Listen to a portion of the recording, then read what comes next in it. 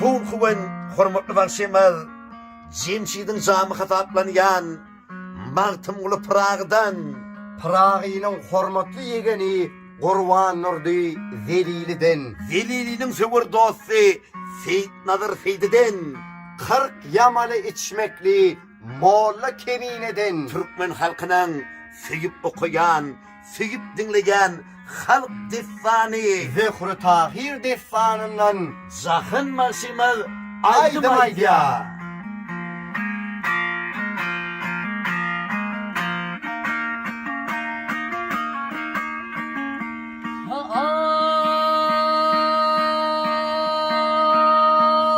Yarım gitti derya bilen aylanyp, goýber mollam yarım bilen gideyin. İlhigün sözü bir sannaga jaylanyp, goýber mollam yarım bilen gideyin. Goýber ahun yarım bilen gideyin. Tuvalime.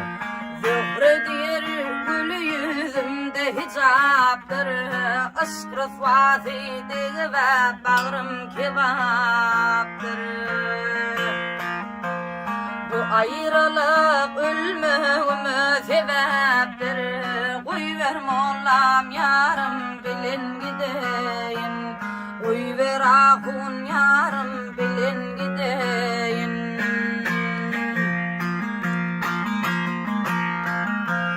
Yarım gitti can riştisi üzüllü, bağrım kebap boluva çiğsi düzüllü. İci zollum başıma şuma yazıllo, goýber mollam yarım bilen gideyin. Goýber aýda yarım bilen gideyin.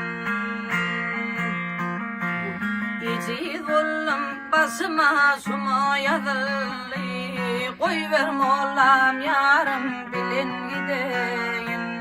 Goýber ahun yarım bilen gideyin. Goýber mollam yarım bilen gideyin.